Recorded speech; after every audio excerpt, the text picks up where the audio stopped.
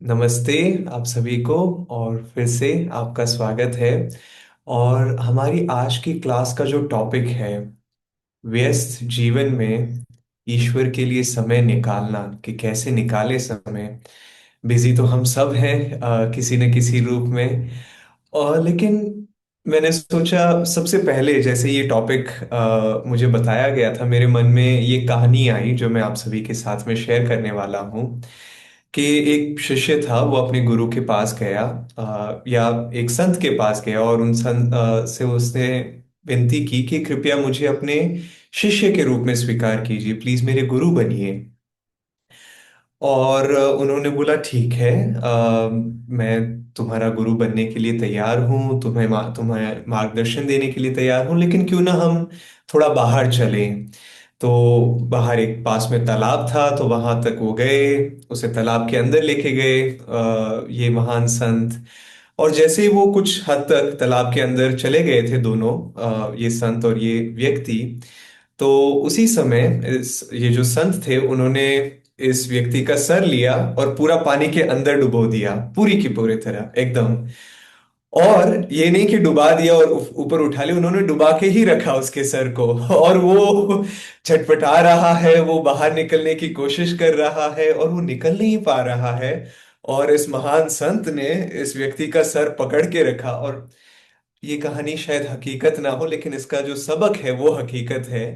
कि फाइनली जब वो बिल्कुल हवा के लिए, सांस लेने के लिए तिलमिला रहा था, तो उसके बाद में इस संत ने उसके सर को छोड़ा और वो बाहर आया, और वो सबसे पहले तो वो सांस लेने लगा। और सांस लेने के बाद में कुछ क्षण बाद में इस संत ने पूछा कि अच्छा एक बात बताओ तो मुझे, जब मैंने तुम्हें पानी के अंदर डुबो के रखा हुआ था, तुम्हारे मन में सर्वप्रथम बात क्या थी, क्या क्या चाहिए था तुम्हें? उसने बोला, हवा, हवा। और इस संत ने कहा कि अगली बार जब तुम ईश्वर को इतना ही चाहो जितना तुम्हें अभी हवा की आवश्यकता थी, तब मेरे पास आना। फिर मैं तुम्हें आगे मार्गदर्शन दूंगा, फिर मैं तुम्हें आगे ध्यान की तकनीकें सिखाऊंगा, फिर मैं तुम्हें आगे लेके जा सकता हूँ। और हाँ, जीवन बहुत व्यस्त है, मैं बिल्कुल मना नहीं कर रहा हूँ। लेकिन जब तक इस कहानी में उदाहरण की तरह हम ईश्वर को अपने हृदय में उतना न चाहे जितना इस व्यक्ति को हवा की आवश्यकता थी, तब तक हम समय नहीं निकाल पाएंगे। क्योंकि समय हर चीज के लिए है। अगर सच में देखा जाए तो खाने के लिए समय है, मित्रों के लिए समय है, परिवार के लिए समय है, टीवी के लिए समय है, घूमने के लिए समय है। लेकिन जैसे आदि शंकराचार्य ने कहा था कि जब बच्चा बड़ा हो रहा होता है तो समय खिलौनों में चला जाता है। उसके बाद में और थोड़ा बड़ा होता है तो पढ़ाई लिखाई, मित्रों में चला जाता है। और बड़ा होता है तो जो अट्रैक्शन होता है ऑपोजिट सेक्स की ओर, उसमें चला जाता है। थोड़ा थोड़ा और व्यक्ति बड़ा होता है तो जिम्मेदारियों में चला जाता है। फिर व्यक्ति और बड़ा होता है तो बीमारियों में चला जाता है समय। और आदि शंकराचार्य कहते हैं कि लेकिन ईश्वर के लिए किसके पास समय है? क्योंकि हमेशा कुछ ना कुछ रहेगा ही। और दुनिया, ये माया जो है वो उसी प्रकार से बनाई गई है कि माया रोज नए नए फ्लेवर निकाल के आती है, कभी कोई परेशानी, कभी कुछ, कभी कुछ, कभी कुछ। लेकिन अगर हम ईश्वर को अपने जीवन में सर्वप्रथम स्थान दें, तो फिर अपने आप समय निकलने लग जाएगा। और मैं कुछ प्रैक्टिकल चीजें भी बताने वाला हूं, मैं बस यही कहानी बता के नहीं बोलने वाला ओके अब आप पे है, समय निकालो, गुड बाय, नहीं। कुछ प्रैक्टिकल सजेशंस भी है जो मैं आपके साथ देना चाहूंगा, आपको मैं शेयर आपके साथ में शेयर करना चाहूंगा, जो योगानंदा जी ने दिए थे। लेकिन अगर कहीं ना कहीं हम अपने मन में रखेंगे कि ओ, मैं इस चीज के लिए समय देना चाहता हूँ, मैं अपनी ध्यान साधना के लिए समय देना चाहता हूँ, ईश्वर की उपस्थिति को महसूस करने के लिए समय देना चाहता हूँ, तो अपने आप हम समय दे पाएंगे। जैसे स्वामी क्रियानंदा जी कभी कभी अपने सत्संग में कहते थे, खासकर नए लोगों के लिए, वो कहते थे कि चलो मैं आपसे बार्गेन करने के लिए भी तैयार हूं। आप रोज 5 मिनट लेते हैं करीब सुबह सुबह ब्रश करने के लिए। तो क्यों ना रोज 5 मिनट, जैसे अगर हम, और 5 मिनट शायद स्नान करने में भी हम देते हैं, तो अगर हम शरीर को साफ करने के लिए 5 से 10 मिनट रोज दे सकते हैं, तो क्यों ना हम अपनी चेतना को, अपने मन को स्वच्छ करने के लिए 5 से 10 मिनट क्यों ना दें। तो अगर हम बस शुरुआत में थोड़ा भी शुरू करें, तो फिर अपने आप फिर समय निकलने लग जाता है। कभी लगता है कि ओ ये फैमिली फंक्शन है, कभी ये बर्थडे पार्टी है, कभी ये है, कभी वो है, लेकिन सिर्फ जाने से पहले कहीं भी 5 या 10 मिनट अगर हम सुबह सुबह या शाम को सोने से पहले निकाल सकें। और फिर योगानंदा जी कहते हैं और स्वामी क्रियानंदा जी भी कहते हैं कि जितना हम ध्यान करेंगे, उतना फिर हम अपने आप ध्यान करने के लिए आकर्षित होंगे। जब बिल्कुल नहीं करेंगे तो फिर मन कहेगा कि नहीं, मन में वो रेजिस्टेंस रहेगा कि नहीं, मुझे ध्यान नहीं करना है, मैं नहीं कर पाऊंगा, ये नहीं होगा, वो नहीं होगा। लेकिन योगानंदा जी ने कहा था, या स्वामी जी ने, स्वामी क्रियानंदा जी जिनकी तस्वीर आप यहाँ पे देख पा रहे हैं, उन्होंने कहा था कि the more you meditate, the more you will want to meditate. कि जितना तुम ध्यान करोगे उतना ही फिर तुम्हारा मन करेगा ध्यान करने के लिए। तो क्यों ना फिर वो शुरुआत की जाए। और क्या होता है उस शुरुआत के साथ में, हम उस आंतरिक आनंद या शांति को महसूस करने लगते हैं। और जैसे ही हम उस आंतरिक शांति और आनंद को महसूस करने लगते हैं, फिर कहते हैं कि अरे यही तो मेरा स्वाभाविक रूप है, क्यों ना मैं इसके लिए रोज थोड़ा समय दूं। और एक बार उस आंतरिक शांति को मैं स्पर्श कर लेता हूं अपने दिन में सबसे पहली बार, और रात को सोने से पहले, तो फिर मेरा दिन भी उसी प्रकार आगे बढ़ने लग जाता है। योगानंदा जी ने कहा था कि ईश्वर की उपस्थिति को महसूस करना हमारा सर्वप्रथम उद्देश्य है। लेकिन उन्होंने ये भी कहा था कि हम ईश्वर की उपस्थिति को तब तक महसूस नहीं कर पाएंगे, खासकर हम अपनी दिनचर्या में, जब तक हम थोड़ा सा ध्यान नहीं करेंगे।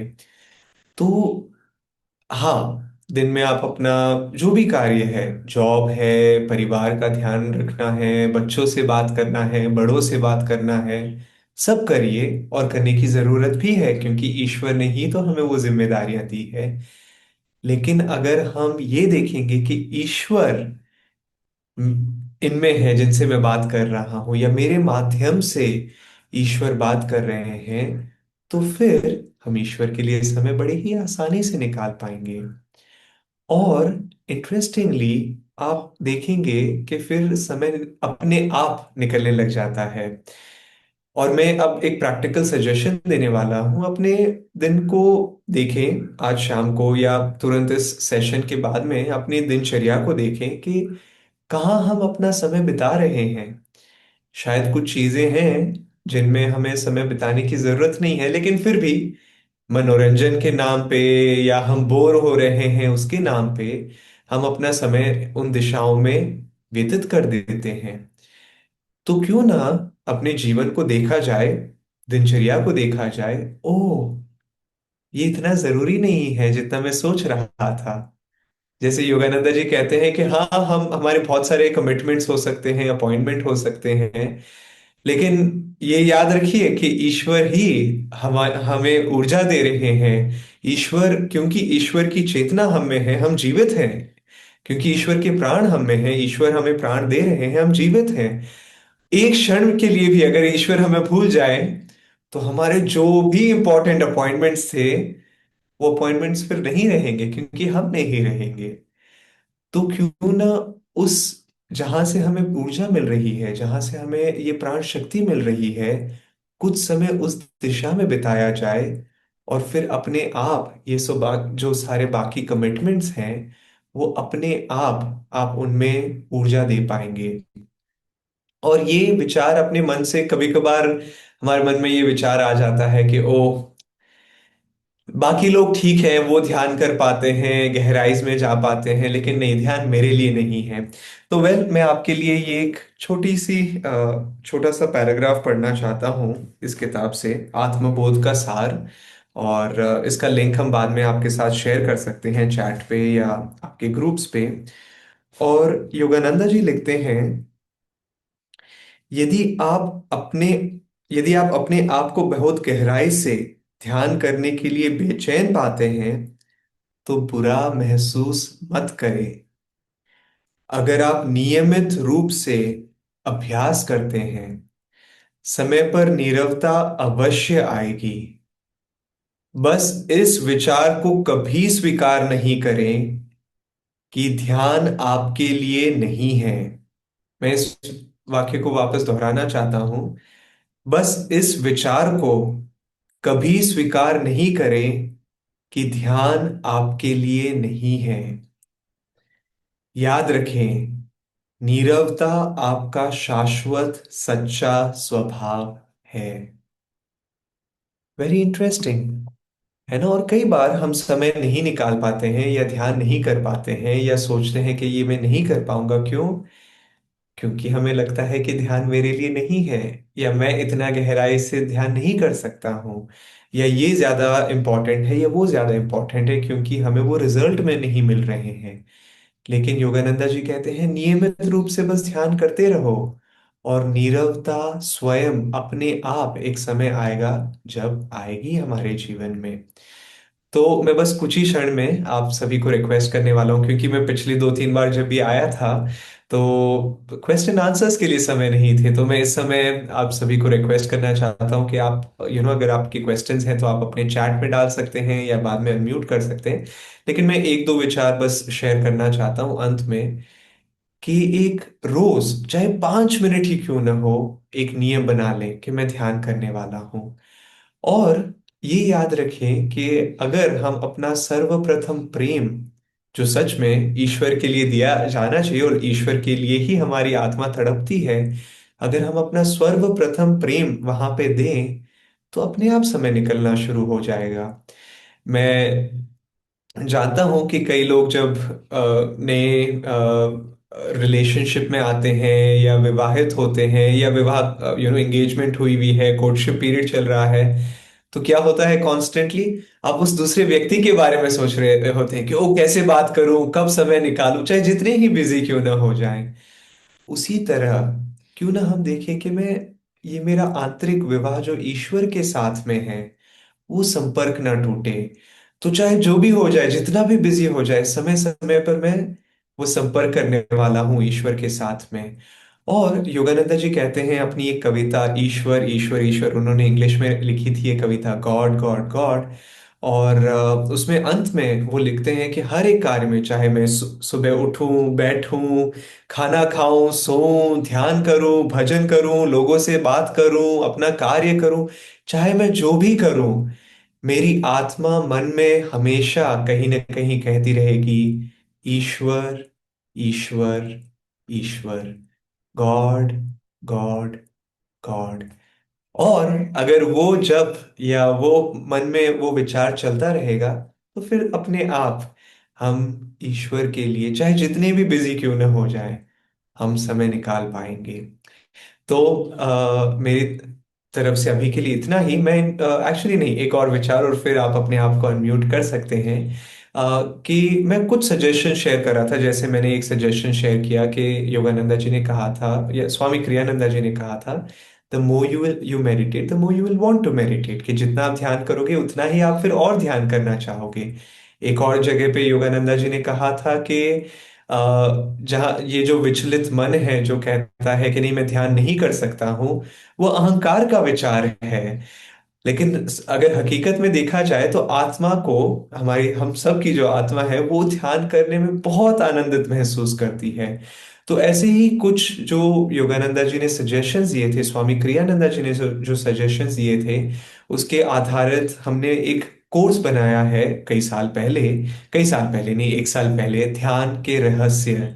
तो अगर आप चाहें तो उस कोर्स को भी, कई लोग के पास शायद ऑलरेडी वो कोर्स है, और अगर आपके पास नहीं है तो उस कोर्स को आप खुद देख भी सकते हैं बाद में, जिसका लिंक हम बाद में शेयर कर सकते हैं।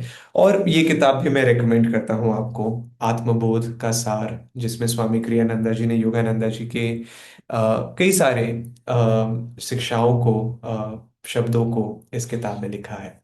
ओके। तो मैं अब आप सभी को रिक्वेस्ट करूंगा, अगर आप अपने प्रश्न पूछ सकें, एक या दो प्रश्न के लिए हमें समय है, हमारे पास समय है, और फिर हम आज का ये सेशन समाप्त करेंगे।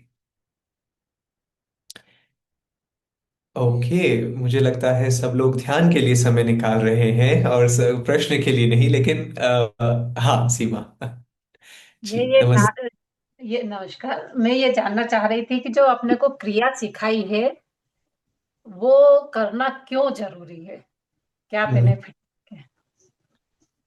ओके, जो हमें क्रिया, और क्रिया ही क्यों नहीं, जो हमें तकनीकें सिखाई गई है, कोई भी तकनीक क्यों हाँ। जरूरी है, करना ही क्यों है। मैं बस बैठा हूँ, ईश्वर को याद रख रहा हूँ, याद मन में लेके आ रहा हूँ। तकनीकों की ही जरूरत क्यों है हमारे जीवन में। वेल, मैं आपको कह सकता हूँ कि आप बैठिए, सभी को मैं कह सकता हूँ कि बैठिए और आंखें बंद कीजिए और ईश्वर को मन में लेके आइए। लेकिन फिर बहुत जल्द क्या होगा, 1 मिनट बीतेगा, शायद 1 मिनट भी नहीं बीतेगा और हमारा मन भटकने लग जाएगा हर दिशा में कल क्या करना है, कल क्या हुआ, इसने क्या कहा, उसने क्या सुना, मेरी ये चिंता है, मेरा ये विचार है। लेकिन योगानंदा जी कहते हैं कि तकनीकें, हाँ हम सब ईश्वर को पाना चाहते हैं, हाँ हम सब ईश्वर के उस चेतना के साथ एक होना चाहते हैं, लेकिन कैसे, हमें नहीं हम्म। पता है। और हाँ। तकनीकें हमें मदद करती है, अलग अलग रूप में अलग अलग तकनीकें हमें मदद करती है उस चेतना के साथ एक होने में। उदाहरण के लिए, हम में से कई लोग खाना बनाना जानते होंगे, है ना। तो हाँ, हमें पता है कि खाना बनाने के लिए आग की जरूरत होती है, स्टोव की जरूरत होती है। लेकिन उस आग के साथ साथ हमें कई और बर्तनों की भी जरूरत होती है। ऐसा नहीं है कि सीधे आग पे हम किसी भी चीज को बना सकते हैं, हमें माध्यम की जरूरत होती है। और हम कह सकते हैं कि हर एक चीज को एक ही बर्तन में क्यों ना बनाया जाए, अलग अलग बर्तन की जरूरत ही क्यों है ना। कि प्रेशर कुकर की क्यों जरूरत है, इस कढ़ाई की क्यों जरूरत है, इस पतीले की क्यों जरूरत है, क्यों ना सीधा आग पे डाला जाए, नहीं डाल सकते हैं। तो उसी तरीके से तकनीकें भी हैं, और तकनीकें, और ये बहुत सुंदर उदाहरण शायद नहीं था, लेकिन फिर भी कुछ हद तक हमें ये मदद करती है समझाने में कि ईश्वर, जैसे योगानंदा जी ने कहा था कि ईश्वर, सॉरी ध्यान, उन्होंने कहा था ध्यान है ईश्वर पे या उनके किसी भी एक पहलू पर मन को, उनकी किसी भी एक स्वरूप पर मन को एकाग्रत करना। और योगानंदा जी ने कहा था उनके स्वरूप क्या है। उदाहरण के लिए मैं अभी कहूंगा, उनका स्वरूप है नित्य नवीन आनंद, प्रेम, आंतरिक शांति, नीरवता, प्रकाश, आंतरिक प्रकाश जो हमें दिखता है जब हम ध्यान में बैठते हैं, ध्वनि, जो ओम की ध्वनि हमें सुनाई देती है, ईश्वरीय शक्ति, और ज्ञान, आंतरिक ज्ञान, किताबों से पढ़ने वाला ज्ञान नहीं। अब ये शायद कहना बड़ा सरल हो कि अच्छा ठीक है, जब आप ध्यान में बैठे हो आनंद महसूस करो। और मान लीजिए कि हम किसी से अगर झगड़ा करके आए हैं, या किसी से हमने मैं आशा करता हूं कि हम ज्यादा झगड़ा ना करें, लेकिन फिर भी कहीं पे कुछ भी किसी से बात हुई है जहां हम हमारे विचार मिलते जुलते ना हो, तो आनंद तो छोड़ो, शांति भी महसूस करनी कठिन हो जाती है। लेकिन तकनीकें, और इस मार्ग में खासकर जो तकनीकें योगानंदा जी ने दी थी, जैसे होंगसॉ, उन्होंने कहा था होंगसॉ मन को एकाग्रत करने की तकनीक है। यही नहीं, उन्होंने ये भी कहा था कि होंगसॉ के द्वारा हम ईश्वर को आंतरिक शांति के रूप में महसूस कर सकते हैं।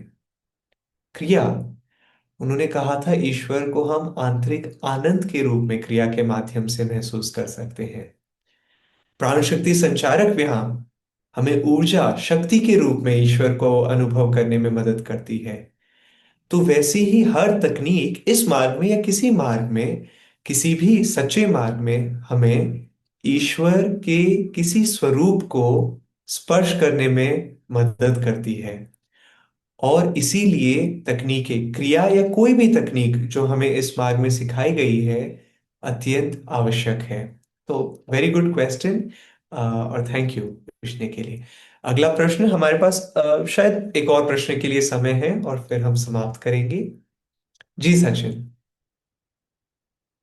आपने कहा था कि ईश्वर हमारे माध्यम से आ, आप सब में ईश्वर देखो या हम ईश्वर के माध्यम से कर रहे हैं। ऐसा हम्म, प्रैक्टिकली होता नहीं है। एक दो दिन होता है और फिर माया में चले जाते हैं।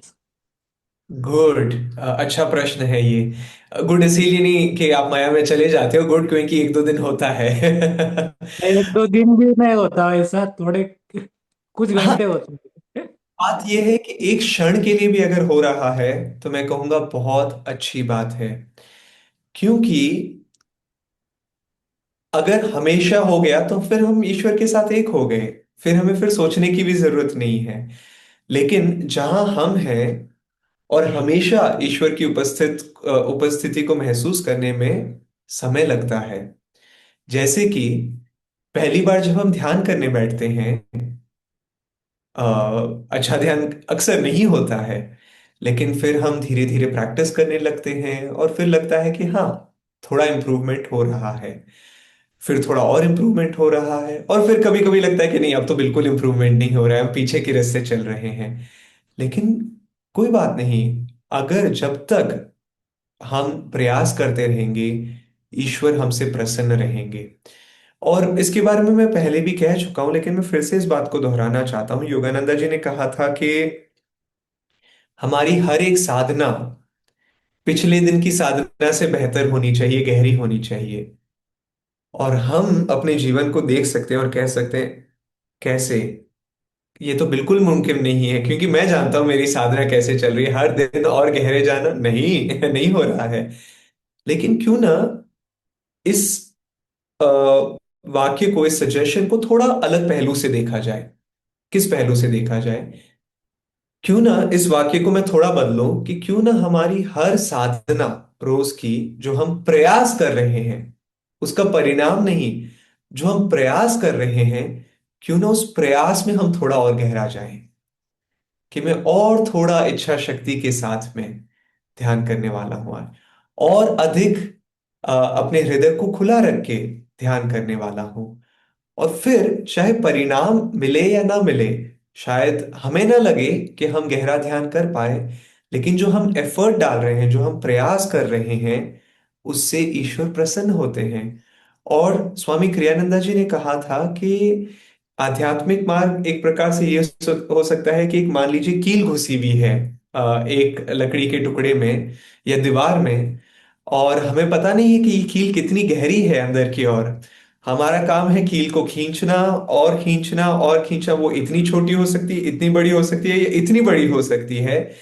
वो कब निकलेगी वो हमें नहीं पता है, लेकिन हमारा काम है बस प्रयास करना, उसे निकालते रहना, निकालते रहना, निकालते रहना। और एक समय आ जाएगा जब वो कील पूरी तरह से निकल जाएगी और हम ईश्वर के साथ एक हो जाएंगे। और लास्ट में मैं ये सजेशन देना चाहूंगा, जो योगानंद जी खुद इसे करते थे जब वो स्वामी श्री युक्तेश्वर जी के आश्रम में थे। जब वो स्वामी श्री युक्तेश्वर जी के आश्रम में थे, तब अपनी दिनचर्या में भी, अपने आश्रम की जिम्मेदारियों को निभाते समय भी, वो अपना मन अपने कुटस्थ पे रखते थे। तो दिन के दौरान शायद हर आधे घंटे में, 15 मिनट में, या जब भी जितना हो सके, बार बार अपने मन को अपने कुटस्थ पे लेके आए, और हो सके तो बस एक क्षण के लिए भी अपनी आंखों को बंद करें और अपने मन को कुटस्थ पे लेके आए, और फिर उसके बाद में वापस अपनी दिनचर्या में चले जाएं। और उससे क्या हो रहा है, हम हर कुछ समय में ईश्वर को स्पर्श कर रहे हैं, उनके आनंद को स्पर्श कर रहे हैं, उस आंतरिक शांति को स्पर्श कर रहे हैं। बस कुछ क्षणों के लिए ही क्यों नहीं, 10 सेकंड के लिए। भागदौड़ चल रही है और बस 10 सेकंड के लिए आप रुके, आंतरिक हुए, ध्यान को इधर कुटस्थ पे लेके आए, और वापस अपनी भागदौड़ शुरू कीजिए। और ये कोई नहीं कह सकता कि मेरे पास 10 सेकंड का भी समय नहीं है। हकीकत यह है कि हम भूल जाते हैं कि हमें उन्हें याद रखना है, और इसीलिए हम ईश्वर की उपस्थिति को महसूस नहीं कर पाते हैं, है ना? तो बात बस यह है कि हमें बस अपने आप को याद दिलाते रहना है, और फिर उतना ही आसान होता रहेगा। ओके। आप सभी का बहुत बहुत धन्यवाद आज जुड़ने के लिए। और क्यों ना हम वो 1 सेकेंड, 10 सेकेंड लें अपने आप को केंद्रित करने के लिए, ईश्वर की उपस्थिति को महसूस करने के लिए, अपने भीतर उस शांति को। और हम कोशिश करेंगे आज के दिन में कि समय समय पर इस केंद्र पर आके अपने काम को, अपने कार्य को जारी रखने के लिए। ओम शांति शांति शांति।